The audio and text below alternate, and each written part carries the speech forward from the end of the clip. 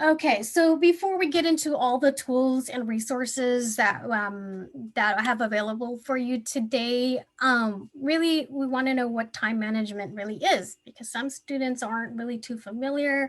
It's the first time they're on their own or having to manage their own time, and now there's the new layer of learning online, and working from home. So it changes dynamics a little bit. So if you really understand what time management really is, it's very helpful to know.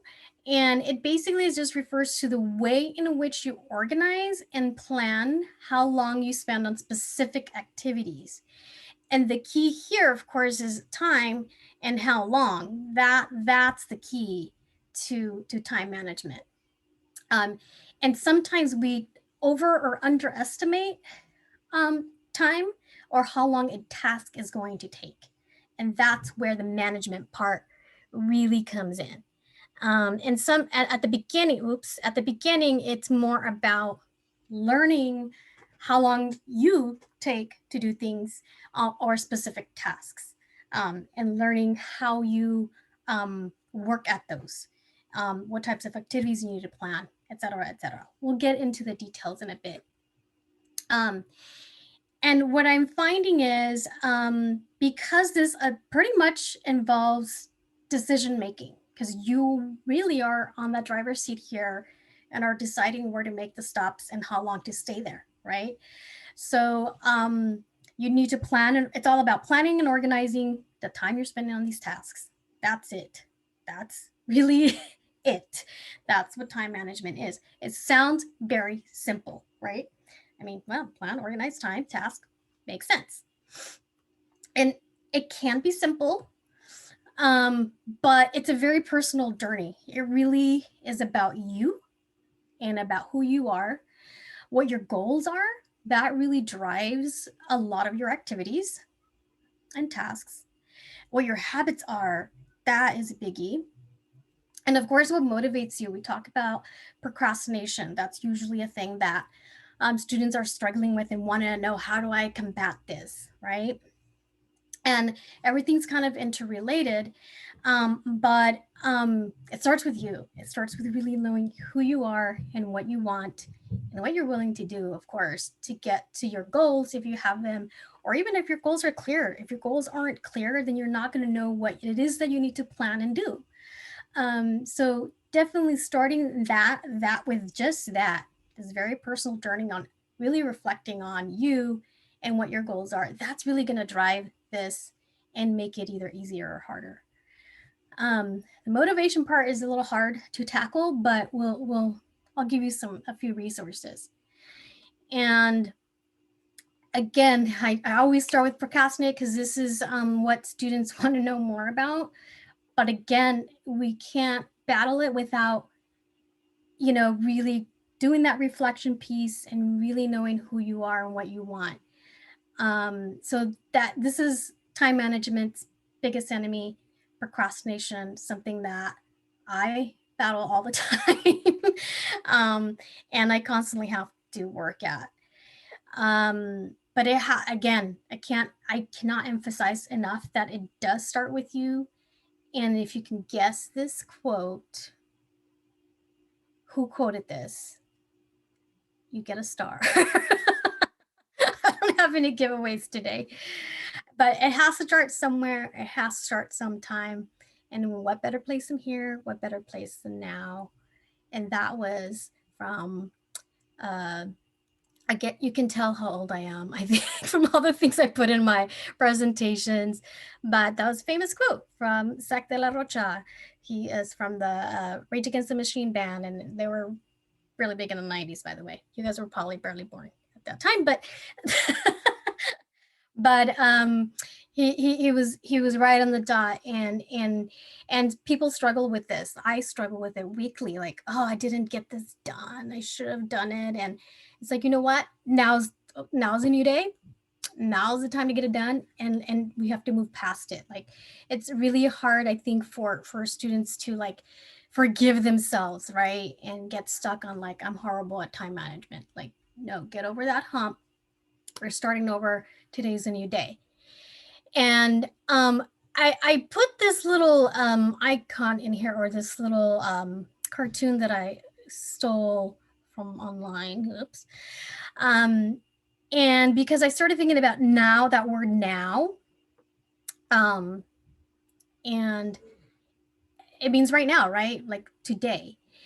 And Latinos sometimes use this word ahorita. Can someone kind of really briefly explain what that means, ahorita? Or anybody familiar with ahorita? I think sometimes when we say ahorita, it could be like not right now, later, or Right? yeah. Because when you translate this, it's like right now. That's what that means. And in English, it's like right now, this moment, you're going to do whatever task it is, right? And you're right on the dot, Erika. Like sometimes we're like, oh, ahorita voy a hacer eso. Ahorita I'll work on my English paper. Oh, ahorita lo hago. Like I'll do it in a minute or tomorrow or next week. That's literally what ahorita can mean, any of the above, right? So um I really want to like hone in on that now. Like now you have to be specific on when you're doing things, right? Whether it's I'm working on and not even just on the time, but on the specific task. Like I'm writing my first paragraph. That's specific for my English term paper on Tuesday, and I'm going to work on it from 9 o'clock in the morning till 11 or whatever, however long it takes you to write. That it takes you to write a paragraph, right? And we'll talk a little bit about chunking things into small bits, which is one of my favorite techniques. Um, but I do want to get over this hump about ahorita. Like, don't like. Usually, that's what people like kids say when they have to do the dishes. Oh, ahorita, ahorita. Or that's what I say when I have to do laundry, and that's okay. Uh, but for specific tasks related to things that are really important, that's a concept we have to really move on from and really use the actual now or specific time. Um, so there's lots of reasons why we procrastinate. For me, I think it's more habit. Bad habits I've formed and learned. I'm not blaming anything on my parents, but I do come from a long line of procrastinators. Um, but sometimes it is just lack of energy or a lack of focus. You just can't focus on a task. Fear of failure is a big one. It's like you're not even sure if you're this is for you, not sure if you can do it, and you kind of get in your head a little bit. Um, and that can be a really bad one. Or you're just plainly disorganized and not don't have anything planned. When you don't have anything planned, of course you're going to procrastinate because you don't really have a plan to follow.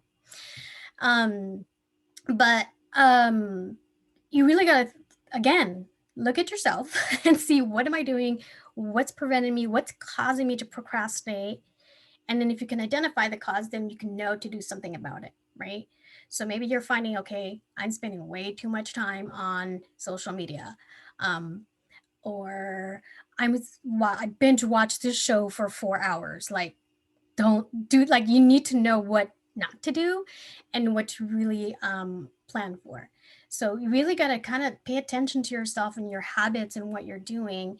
Breaking habits is hard, and that's another thing that we'll talk about, and some resources I have, again, that I'm going to share with you, because it is a lot about your daily habits and changing them, because change is hard. Change is not easy.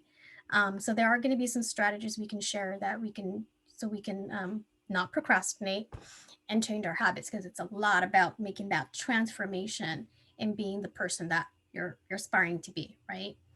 um Again, I'm not saying it's easy.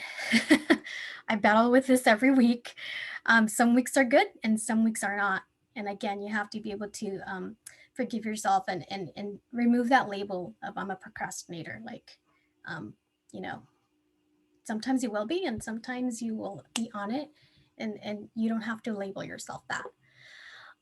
If you are finding though that there's a severe lack of focus, no matter how far hard you try, severe lacks of energy, or anything that you've noticed is like it's really a burden or really affecting your life in many aspects, not just school, then that's something that you want to have a discussion with a counselor, or student health services, and something that we can really kind of explore further. I really recommend that students do that.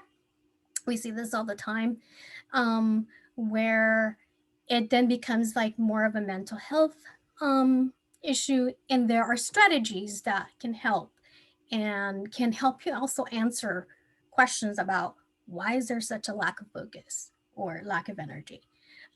Really, you want to pay attention to what's going on with you, both inside and out, because it could also be health reasons, right? So we want to talk about those things and really pay attention to your actions and how you're feeling, and how that's affecting your day-to-day life, and of course your academic life. So consider these, so we can again tackle any obstacles that may come your way that can be blocking or preventing you from really being a good time manager and getting things done and being a really good student. No pressure. And so strategies, I'm going to give you today quite a few strategies and also tools that you can use to get you organized. That's a biggie. Being organized is huge in time management. That's pretty much what time management is organizing your time. Putting aside distractions, that one's a little hard, especially right now, because you're not at school where you can go into the library and just, be in that mode. You really have to set up your home environment to where it's conducive to to you completing your tasks. So that one can be a little tough. And make sure you reward yourself. Like, let's say you've been working really hard, getting a lot of things done. Maybe you're gonna, okay, now you can binge watch that show you've been watching on Netflix, and then maybe say, okay, for 2 hours I'm gonna binge watch this show, and that could be your reward. Or now I can go on social media and see everybody's funny posts and whatnot. So, and the one other good one is to be accountable. If someone really knows about what you're working on and you tell someone, hey, I'm going to try to get an A on this test. And then, the time comes and you take the test, and then you can kind of tell them what happened. And that's coming, right? That person's going to ask you how did you do on tests. And you're going to be accountable for like saying what you did and what you accomplished or didn't. So it's nice to kind of talk about your goals with people. Of course, you're probably already getting questions from your tia and your tío, and how's school going, and you're still in school, what are you doing, and you probably already get those. But just the little wins like that you are working on, it's nice to share, and then you can celebrate together, right? You share with a friend, we both did good on the test, and you go and have a distance, socially distanced, like coffee or something. So don't forget about those rewards, because you do have to make time for fun too as well. Like, that's part of time management. Like, that's included in your time. You can make time for fun. And so the second tip is prioritizing your time. And this is actually key, because there are a lot of things that probably are going on in your life, and a lot of things that you need to do, and tasks that need to be done. Okay, there's always a lot, but you have to prioritize. You're only one person. You could only do so much at a certain set of time, so much in a day and so much in a week. So you have to figure out what to do. I've heard that expression before, like time is the only purpose of time is so that everything doesn't happen all at once. That's why we have time. So you have a lot of things to do, but you need to know, for one, what do you need to do? Some students don't know how to get started on a paper, because they don't really know what steps they need to take, and what they need to write about, or how to get started. So you need to know what it is that needs to be done, when you need to do it. So deadlines become very important. So if you have a deadline coming up, you need to plan for that. or paper is due or an assignment is due, you need to know the dates. When a workshop is coming up, you need to know. How long is it going to take? We had this workshop today that we've planned an hour for. So that's something that, again, you're going to plan for and put in your calendar or whatever tool it is that you use to block out your time. Um, and then once you know what it is, how long it's going to take you, when you need to do it by, and that's multiple things, you have to then prioritize by importance, right? What's more important and urgent right now that needs to be done, and what kind of impact will it have if it doesn't get done, right? So, for example, low priority would be something like, going on Netflix or, you know, um, being on social media, checking out posts, things like that. Um, and I have some examples. I think that there's a technique, I think it's coming up next, um, to prioritize. And I think it might be, well, one is using a planner. That's one way to kind of prioritize what you need to do, when you need to do it. Study time is something that people forget to put in their calendar. Like they know they have a math class, maybe they have a Zoom meeting, but they don't block out the time that they're going to work on an assignment or study for an exam. Those are things that need to be written down and blocked out.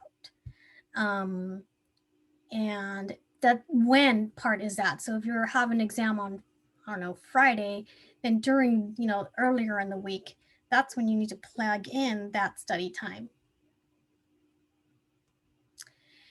And this is the Eisenhower matrix. This is a tool that was actually made pretty popular, probably again, 90s girl. Stephen Covey wrote a book. It's called The 7 Habits of Highly Successful People. I think that's what it's called. One of my favorite books. And he does talk about this matrix that he uses where you kind of categorize or use it to prioritize things that either important, urgent, or maybe they're important but not urgent, or maybe they're not important but they're kind of urgent. Like you kind of need to wash dishes or make dinner, or get something to eat. Those are kind of, you need to do them. I'm trying to do something at the same time I'm doing this. Here we go. This is what I was missing. So this is a really good example where something urgent and important is a paper that's due tomorrow. Like you kind of need to work on it, right? Applying for an internship or a scholarship by a certain deadline, or applying for financial aid by a certain deadline. Those are things that are urgent and important. Again, there's that social media TV show. So this is kind of a really good matrix to kind of follow. That way you know to do these first, and these can come at a later time. So that's about what's prioritizing, is what you're doing first and what's important. This is one technique that people have really enjoyed, and really have said that it works. I talked a little bit about goals, and I don't want to take too much time on SMART goals because this is a whole lot. And if you took CG 51 in your first semester, maybe you probably learned about. Didn't either of you take a CG 51 or learn about SMART goals in that class?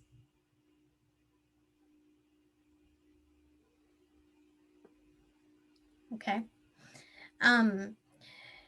So a SMART goal is something that is specific, measurable, attainable, relevant, and time bound. This is a really good way to help you manage your time, because if you have specific goals that you need to achieve, then there's going to be tasks that need to be completed to help you achieve your goal. And the more detailed you are about what that goal is, the easier it is going to be for you to understand what you need to do. Like who's involved, of course, what your goal is and what you're trying to achieve. When are you going to need to complete this by? Where will you be doing this? Right now it's kind of online, but where places do you need to go? why it's important to you. That's a really good question. Why am I doing this? Because that's where people lose motivation. If it's not clear, if it's not sure, you're not sure it's really that important to you, it might not ever get done. And then how are you going to do this? So you clearly define what the outcome is going to be, and you actually use that information to plan your tasks and how long you're going to complete them, and what exactly it is you're going to do, and the frequency of those tasks. Um, and then it should be reasonable within your ability. Sometimes we have big grand goals that may at the time not make sense. So those are things that also need to be considered. Is this a goal that I can do now at this moment? Can I be a full-time student now? And can it get done, in this semester? And is it relevant to my life right now as well? Is it something that makes sense for me to do at this time? And then specific time frame for you to achieve whatever your goal is very important, because that then keeps you accountable, and then you can say, okay, this is how much time I have at the end of this semester or at the end of this month. I will check how far I am to completing my goal, or maybe you completed your goal, and that time thing. It's like accountability, and it gives you a framework to work with to plan your activities. Any questions on this part? I could really go into detail about SMART goals, so I won't do that today, but I will. I do have a resource page I'm going to share with you in a minute, and that'll have more information about goal setting and the SMART goal system and whatnot. But great way to prioritize and help you plan. And then the third tip is breaking it down, whatever your tasks are, into small time chunks, or like bite-sized pieces, right? And this is actually my favorite part of the time management workshop, because it's really a tangible thing you can really do, like even right now, like you can try it out. So there's 3 techniques. One is the top 3. Anybody heard of the top 3? The daily top 3?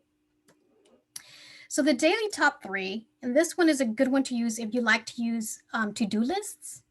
This is a really good one to use, because you just focus on your top 3 goals for that day. Like today, my priority, because you can't do, like I said, you cannot do everything in one day. You have a lot to do. So you focus on just 3 things, and then you can accomplish that day, and prioritize them, right? So if you just focus on those 3 things, and I'm going to go, actually, I'll exit out of this and go through and show you where to find all these little nifty tools. But focusing on top 3 things, you just do those 3 things daily. Okay, so daily top 3, you have 3 things that you're going to accomplish. Bite size, right? Or eat the frog. That one's kind of funny, but eat the frog.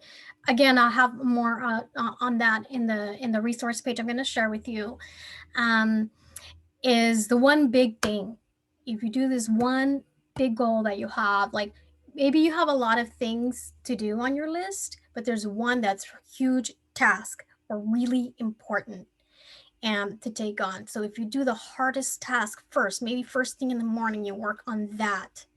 And even if that's the only thing you get done today, then that's a huge accomplishment, right?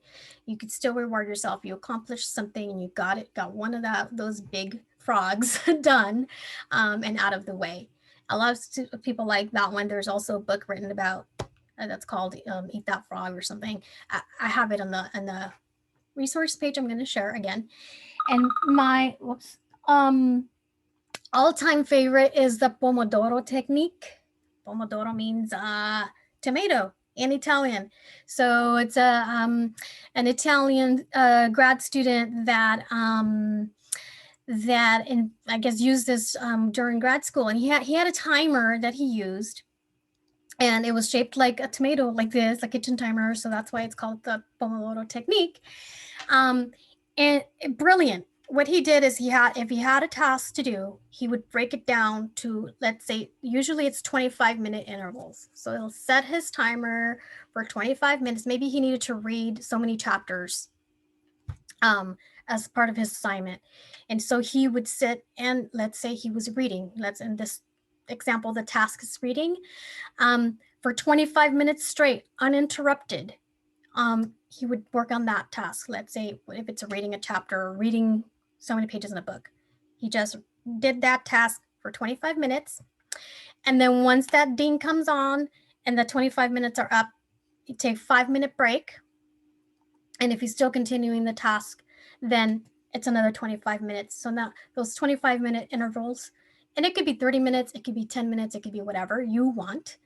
But the pomodoros, or the each interval, you can maybe do, I'm going to do 3 pomodoros to work on this task.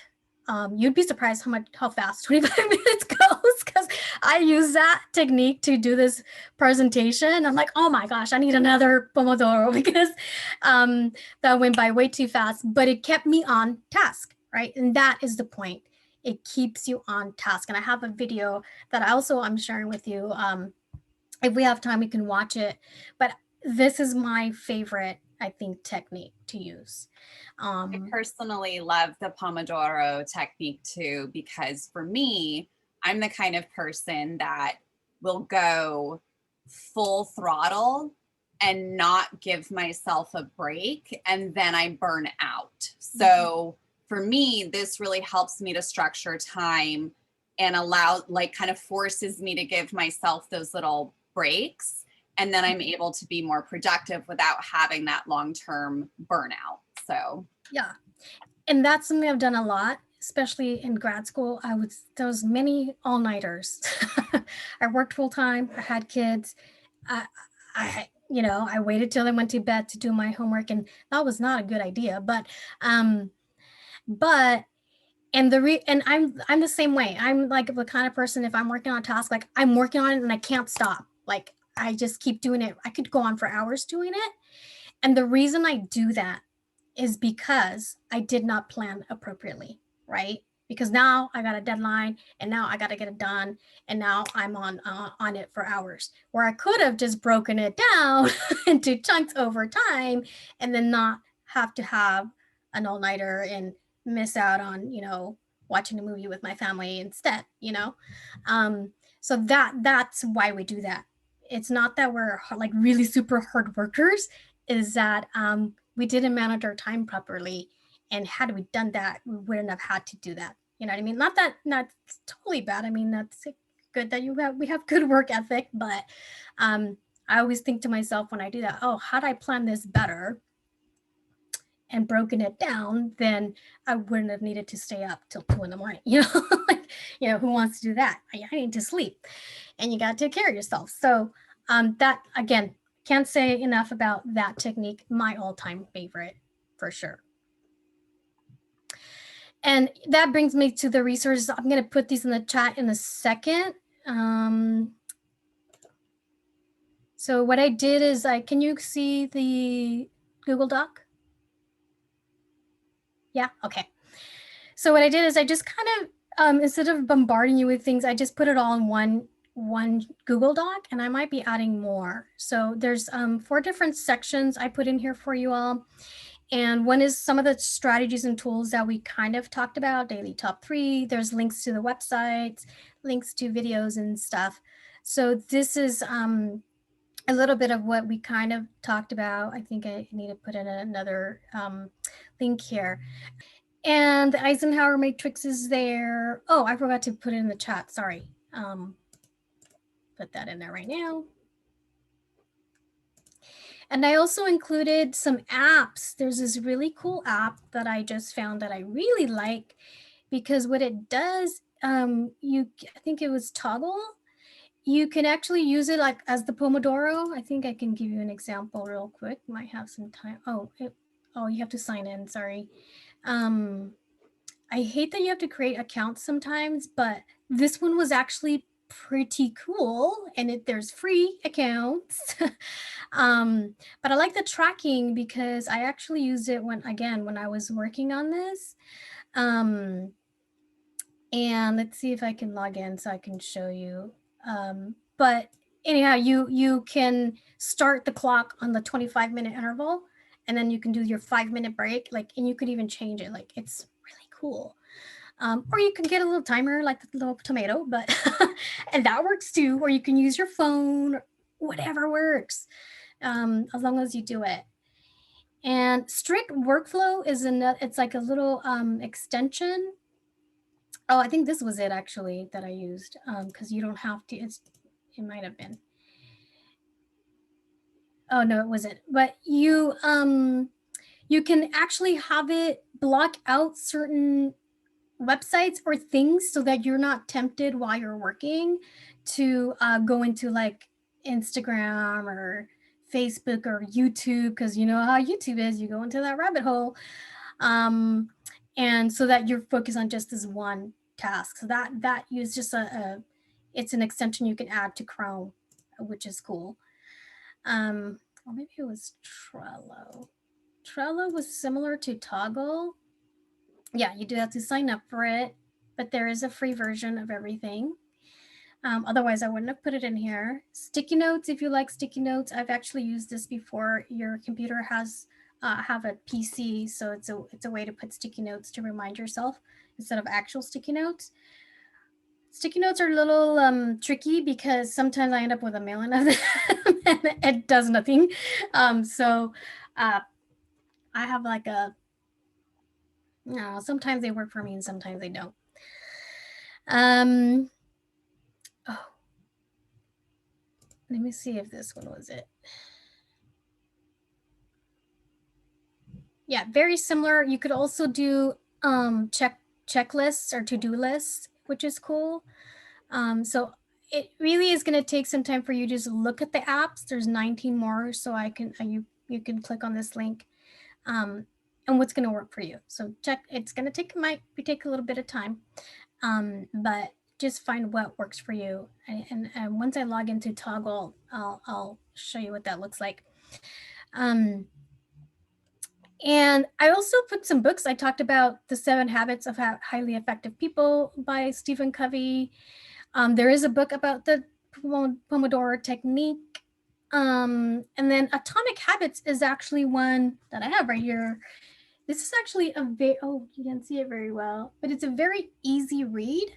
So the 7 Habits might be a little bit of a longer book, but the Atomic Habits actually is really good, and it touches on a lot of things that we talked about today, like starting with you, changing your habits, planning and prioritizing, etc. So that one actually I highly recommend. And then there's a bunch of videos, well, not a whole bunch. Again, the Pebbles and Rocks stories, those are in the quadrant. These are mostly from topics in the Stephen Covey book. And they're very short videos. This is the Make Your Bed speech. Inside the Mind of a Master Procrastinator. I totally resonated with Tim Urban. He kind of just talks about what goes on and how people procrastinate. I really enjoyed his TED Talk. It's a TED Talk. So anyway, these are all there for you to take a look at, and feel free to share. Anybody should be able to access this document. So hopefully you find it helpful. But I try to put like what I know works and what people tend to gravitate towards. So feel free to check those out. And then we do have a few minutes left for questions. So if you have any questions, comments, now is your time.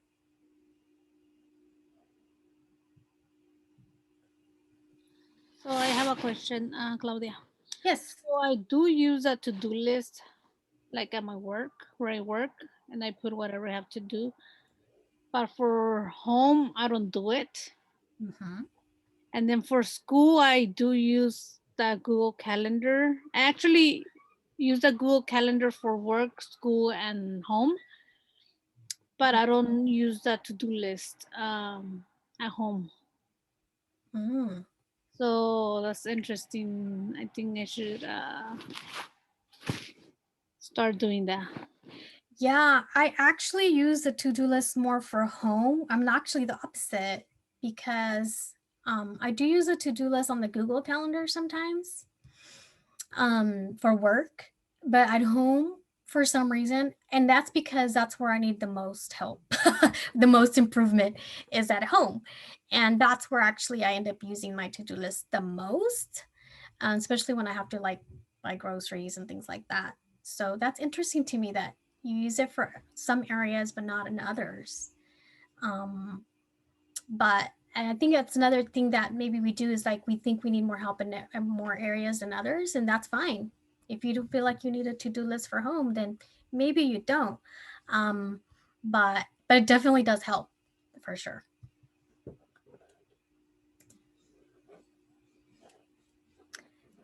And I just lost you guys. We're doing too many things. Okay. All right. Ellie, do you have any questions or comments? No, I don't. Okay, perfect.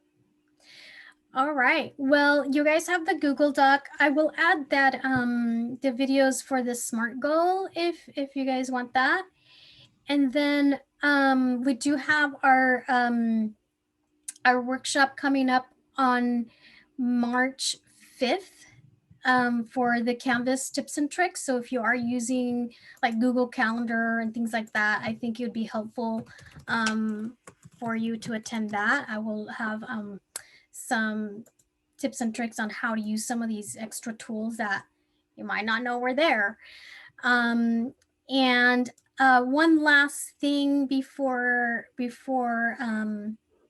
you guys go is if you wanted to learn more about some of these techniques, and I give you a lot of information in like a very short amount of time, but you could always take courses like CG1, which is actually a 3-unit course that really goes over a lot of the things that we talked about, especially time management. And it's a 3-unit class. It's a general ed course that covers area E for general ed. So that it's a good idea if you need some units, and you're getting a lot out of this course. And sometimes we do offer the CG52, which is a college study skills course. But I believe we're not offering it at the moment, but hopefully we'll bring that back soon. So if you're interested in a more structured and more time to really learn about time management and study skills and college success in general, these are really good courses to keep in mind.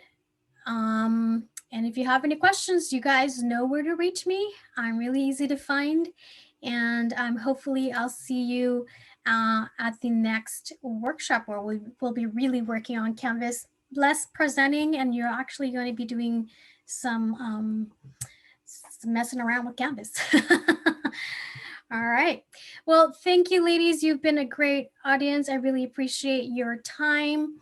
And this concludes our workshop on time management. Wonderful presentation, Claudia. Thank you. You're welcome. Thank you